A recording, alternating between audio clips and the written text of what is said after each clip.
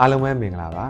ဒီဗီဒီယိုလေးကတော့စိုက်ပျိုးရေးချင်းငွေဆိုင်ရာငွေရေးကြေးရေးအသိပညာပေးထားတဲ့ဗီဒီယိုလေးပဲဖြစ်ပါတယ်မင်္ဂလာပါဦးလေးရေဒီနေ့လေယာလုပ်ငန်းလုပ်ကင်ရတာအဆင်ပြေရလားခင်ဗျအေးမင်္ဂလာပါကွာစိုက်ရပြိုးရတာတော့အဆင်ပြေပါတယ်ငါတူရမင်းတို့သိတဲ့အတိုင်းပဲခုခေတ်ကြီးမှာဆက်ဆက်ရရကဈေးတွေကြီးနေတော့ဦးလေးတို့အသုံးပြုနေရတဲ့မြေစီဘိုးတွေမျိုးစီဘိုးတွေကအဆမတန်မြင့်တက်လာတာပေါ့ကွာဦးလေးတို့အနေနဲ့ကတော့ငါတို့ရေစိုက်ပျိုးရေးအတွက်ဆိုရင်တော့ရင်းနှီးငွေလိုတယ်ဟာဟုတ်လားဦးလေးတို့ရင်းနှီးငွေလိုတော့ဘယ်လိုဖြည့်ရှင်းနေကြလဲဗျဦးလေးတို့စိုက်ပျိုးရေးလုပ်ဖို့အတွက်ငွေလိုတဲ့ခါမှာတော့တို့ဆိုးရစိုက်ပန်ကနေပြီးတော့အများဆုံးထုတ်ချရတာပေါ့ကွာစိုက်ပန်ကရတဲ့ငွေနဲ့မလောက်ငါဘူးဆိုရင်တော့ကိုယ့်အိမ်မှာရှိတဲ့ရွှေတုံငွေသားလေးတွေထုတ်ရောင်းရတာမျိုးတို့ရက်ထဲကငွေတို့ချီသူစီကနေပြီးတော့တိုးလေးနဲ့ဆွဲရတာမျိုးတို့တနည်းမဟုတ်တနည်းတော့စင်ပြေအောင်လုပ်နေရတာပဲငါတူရေဟုတ်ကဲ့အခုလိုအခြေအနေမှာလေသမားအများစုဟာဒီလိုခက်ခဲလေးတွေရှိနေတာတော့တွေ့ရပါတယ်ဒါကြောင့်ကျွန်တော်တို့ကုမ္ပဏီကလေသမားတွေအတွက်ရည်ရွယ်တဲ့စိုက်ပျိုးရေးချင်းငွေဝန်ဆောင်မှုလေးနဲ့မိတ်ဆက်ပေးပါစီဗျဒီချင်းငွေလေးကအတိုးနှုန်းလဲတက်တာတယ်ပြီးတော့ပြန်ပေးဆက်ရတာလဲလက်ကူပါတယ်ခင်ဗျာဟုတ်လားအဲ့ဒါဆိုရင်ဦးလေးကိုတေချာလေးရှင်းပြပါဦးဟုတ်ကဲ့လေသမားတွေရဲ့စိုက်ပျိုးသီးနှံနဲ့စိုက်ဧကပေါ်မှာမူတည်ပြီးတော့ချင်းငွေလျှောက်ထားလို့ရပါတယ်ပြန်ဆက်တဲ့အခါမှာလဲလစဉ်အတိုးသာဆက်ရပြီးသီးနှံပေါ်မှာသာအရင်ဆက်လို့ရအောင်စီစဉ်ပေးထားပါတယ်ခင်ဗျာအေးအဲ့လိုဆိုရင်တော့စင်ပြေတဲ့ဟာချင်းငွေထုတ်ဖို့ဆိုဦးလေးတို့အနေနဲ့ဘာတွေလိုအပ်မလဲနောက်ပြီးဦးလေးတို့ဘက်ကရောမင်းတို့ကို service stand အနေနဲ့ဘာတွေပေးဖို့လိုအပ်မလဲတေချာလေးရှင်းပြပေးပါဦးဟုတ်ကဲ့အဓိကအချက်6ချက်ရှိပါတယ်ဦးလေးရေနံပါတ်1ကတော့ချင်းငွေမျိုးစားဖြစ်ပါတယ်ခင်ဗျာအဖွဲလိုက်ချင်းငွေနဲ့တဦးချင်းချင်းငွေဆိုပြီးတော့2မျိုးရှိပါတယ်အဖွဲလိုက်ချင်းငွေမှာဆိုရင်တော့လယ်သမား3ဦးကနေ6ဦးထိအဖွဲဖွဲလို့ရပါတယ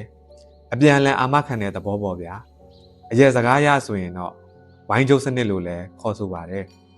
တဦးတဲ့ချင်းငွေအနေနဲ့ဆိုရင်တော့အာမခံသူတဦးမဖြစ်မနေလိုအပ်ပါတယ်ခင်ဗျာနောက်ထပ်နံပါတ်2အချက်ကတော့အတိုးနှုန်းပေါ့ဗျာတလလျင် 2.33% ရှိပါတယ်ဦးလေးနားလဲအောင်ရှင်းပြရမယ်ဆိုရင်တော့2ကျပ်နဲ့မှ33ရာတိုးဖြစ်ပြီးတော့တစ်နှစ်ကို28ရာခိုင်နှုန်းကျသင့်မှာဖြစ်ပါတယ်နံပါတ်3အချက်အနေနဲ့ဘယ်လိုပြန်ပေးဆက်ရမလဲဆိုတာကိုရှင်းပြပေးပါမယ်သီးနှံမပေါ်ခင်ကာလမှာလစဉ်အတိုးပဲဆက်ရပြီးတော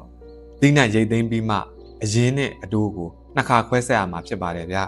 တောင်သူတွေအဆင်ပြေအောင်ပြုလုပ်ထားတာပေါ့ဗျာနံပါတ်4အနေနဲ့ချင်းငွေကာလာလေးကိုပြောပြချင်ပါတယ်ဦးလေးရေဦးလေးတို့စိုက်ပျိုးတဲ့သီးနှံအမျိုးအစားပေါ်မှာမူတည်ပြီးတော့၄လကနေအများဆုံး12လအထိယူလို့ရပါတယ်နံပါတ်5အနေနဲ့ကတော့လိုအပ်တဲ့စာရွက်စာတမ်းအနေပဲဖြစ်ပါတယ်အကယ်၍ဦးလေးကကျွန်တော်တို့ကုမ္ပဏီမှာတောင်သူချင်းငွေလျှောက်တော့မယ်ဆိုရင်မှတ်ပုံတင်မူရင်အိမ်အောင်လူစရာမူရင်လေယာမြေပိုင်ဆိုင်ကြောင်းပုံစံခွန်ဒါမှမဟုတ်စိုက်ပန်ကချင်းငွေမိတ္တူတွေလိုအပ်ပါတယ်ခင်ဗျာနောက်ဆုံးချက်ဖြစ်တဲ့နံပါတ်6အနေနဲ့ကတော့လျှောက်ထားနိုင်တဲ့ချင်းငွေပမာဏဖြစ်ပါတယ်အနည်းဆုံး3သိန်းကျပ်မှအများဆုံး350အထိလျှောက်ထားနိုင်ပါတယ်ဒါပေမဲ့စိုက်တဲ့သီးနှံအမျိုးအစားနဲ့စိုက်ဧကစုစုပေါင်းပေါ်မှာမူတည်ပြီးတော့ချင်းငွေပမာဏကိုဆုံးဖြတ်ပေးတာဖြစ်ပါတယ်ဗျအေးအဲ့လိုဆိုဦးလေးတို့တောင်းသူတွေအတွက်စင်ပြေတာပေါ့ငါတို့ရဦးလေးတို့ရက်ထဲမှာယူမယ်ဆိုတိုးကများတယ်ဟာအခုမင်းတို့ကတိုးနှုန်းကလည်းနည်းတယ်ဆိုတော့ဦးလေးတို့အတွက်ပိုးပြီးတော့စင်ပြေသွားတာပေါ့ငါတို့ရဦးလေးတို့အနေနဲ့အခုလိုအဆင်ပြေချောင်းကြားသိရတဲ့အတွက်ဝမ်းသာပါတယ်ဗျဒါပေမဲ့ချင်းငွေနဲ့ပတ်သက်ပြီးအကျိုးရှိရှိအသုံးပြုစေချင်ပါတယ်ဗျဒါကြောင့်ချင်းငွေယူစုအားလုံးအတွက်တတိထားမဲ့အချက်လေးတွေကိုပြောပြချင်သေးတယ်ဦးလေးရေဦးလေးတို့အနေနဲ့ရရှိတဲ့ချင်းငွေကိုအိမ်ရဲ့မိသားစုလိုအပ်ချက်တွေစိုက်ပျိုးရေးအတွက်ကုန်ကျစရိတ်တွေကိုအကျိုးရှိရှိအသုံးချစေချင်ပါတယ်ချင်းငွေကိုလောင်းကစားလုပ်တဲ့နေရာမှာသုံးတာမျိုးတွေတဆင့်သူများကိုအတိုးကြီးပေးပြီးထက်ချေးတာမျိုးတွေကတော့လုံးဝရှောင်ကျဉ်သင့်ပါတယ်ဗျဒါနဲ့ဦးလေးအကျွေးနှုတ်နေခြင်းအကြောင်းကိုကြားဘူးသလားဗျကြားတော့ကြားဘူးတယ်တိချတော့နားမလဲဘူးငါတူရမင်းချိန်ရတယ်ဆိုရင်ဦးလေးကိုထပ်ပြီးရှင်းပြပေးလို့ရမလားဟုတ်ကဲ့ဒါဆိုရင်ကျွန်တော်ရှင်းပြပေးပါမယ်ခင်ဗျာအိမ်အောင်စုတစုအတွက်ဝင်ငွေနဲ့မလုံလောက်အောင်အကျွေးပမာဏများလွန်းနေပြီးတော့အဲ့ဒီမိသားစုကအကျွေးတွေကိုအလွယ်တကူအလင်းမီအောင်ပြန်မဆက်နိုင်တော့တဲ့အခြေအနေမျိုးကိုပြောပြတာဖြစ်ပါတယ်အကျွေးနှုတ်နေခြင်းကြောင့်ဘလို့ဆိုးကျိုးတွေဖြစ်လာနိုင်မယ်လို့ဦးလေးထင်တယ်လေဦးလေးနားလဲတယ်လို့ကျွန်တော်ကိုရှင်းပြပေးပါဦးအကျွေးမဆက်နိုင်လို့စိတ်ညစ်ရတာမျိုးတို့နောက်ပြီးတရားဥပဒေနဲ့ရင်ဆိုင်ရတာမျိုးတို့ နောက်ဆုံးဆင့်ကတော့ကိုမိသားစုရဲ့ဂုဏ်သိက္ခာကိုထိခိုက်လာတာမျိုးတို့ထိခိုက်လာနိုင်တာတွေကတော့အများကြီးရှိတာပေါ့ငါတို့ရ ဦးလေးပြောတာတွေမှန်ပါတယ်ဟုတ်ပြီဒီလိုမျိုးအကျိုးဆက်တွေမဖြစ်အောင်ဘယ်လိုကာကွယ်မလဲဆိုတာကိုဆက်ပြီးရှင်းပြပေးပါမယ်ကိုယ့်ရဲ့လစဉ်ဝင်ငွေထွက်ငွေကိုစနစ်တကျစည်းရင်းလုပ်ပါဒီလိုစည်းရင်းလုပ်ခြင်းအပြင်ကိုရှံငွေကြံသလားဒါမှမဟုတ်အကျွေးတင်သွားသလားဒါကိုသိရှိနိုင်ပါမယ်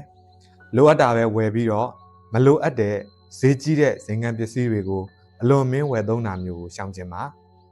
လာသမျှဘဏ်တွေကုမ္ပဏီတွေကနေမလိုအပ်ပဲချင်းငွေအများကြီးယူတာမျိုးတွေကိုရှောင်ကျဉ်သင့်ပါတယ်ဝင်ငွေနဲ့ကိုက်ညီတဲ့ချင်းငွေကိုယူတာမျိုးပဲဖြစ်သင့်ပါတယ်ဗျာ ခုလိုရှင်းပြလိုက်တော့ချင်းငွေကိုစနစ်တကျဘယ်လိုအသုံးပြုရမယ်ဆိုတာရဲ့ကျွေးနုနှစ်ချင်းအနေရကိုဘယ်လိုကာကွယ်ရမယ်ဆိုတာရဲ့ကိုဦးလေးတို့အနေနဲ့နားလည်သွားပါပြီခုလိုရှင်းပြပေးတဲ့ငါတို့ကိုလည်းကျေးဇူးတင်ပါတယ်ကွာ ဟုတ်ကဲ့ပါငွေစုဆောင်းခြင်းလဲစလုပ်ကြည့်ပါလားဦးလေးငွေစုဆောင်းခြင်းရဲ့အရေးပါပုံကိုလည်းကျွန်တော်တစ်ချက်ရှင်းပြပေးမယ်နော်ချင်းငွေနဲ့စုငွေကိုတပြိုင်နက်တည်းလုံနိုင်ရင်ဦးလေးတို့လိုတောင်သူဦးကြီးတွေအနေနဲ့ရင်းနှီးငွေပုံမခိုင်မာလာမယ်ငွေစုဆောင်းထားတော့မိသားစုတွေမှာဖြစ်ပေါ်လာတတ်တဲ့အရေးပေါ်အခြေအနေတွေမှာအသုံးစရိတ်အဖြစ်အသုံးချနိုင်တာပေါ့ဗျာလုပ်ငန်းမှာလည်းရုတ်တရက်ရာသီဥတုကြောင့်တော့၎င်းအကြောင်းမျိုးမျိုးကြောင့်ဖြစ်ပေါ်လာနိုင်တဲ့တိနဲ့အရှုံးပေါ်တဲ့ကိစ္စတွေအတွက်ဆိုရင်လည်းဒီစုငွေနဲ့ဖြည့်ရှင်းနိုင်တယ်အရေးပေါ်သုံးငွေအဖြစ်လည်းအသုံးချနိုင်တာပေါ့ဗျာ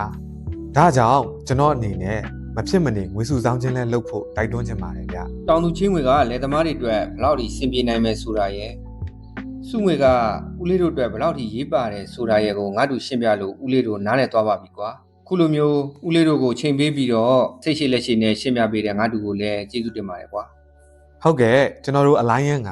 လယ်သမားတွေအတွက်စိတ်ချရတဲ့ချင်းငွေဝန်ဆောင်မှုတွေပေးနေပါတယ်ပြောနေတာတွေလည်းများပြီဆိုတော့ဦးလေးရေကျွန်တော်ရှင်းပြခဲ့တဲ့စိုက်ပျိုးရေးချင်းငွေအကြောင်းကျွေးနုနေခြင်းအန်တရာယ်ကိုတတိထားတဲ့ကြောင်းလစဉ်ဝင်ငွေထွက်ငွေကိုစနစ်တကျစင်းလုပ်ခြင်းဟာလိုအပ်ပုံငွေစုဆောင်းခြင်းဟာအကျိုးရှိပုံစတာတွေကိုလက်တွေ့လိုက်နာအသုံးချပေးအောင်ချပါလို့ငွေကြေးဆိုင်ရာအသိပညာပေးလိုက်ပါရစေခင်ဗျာ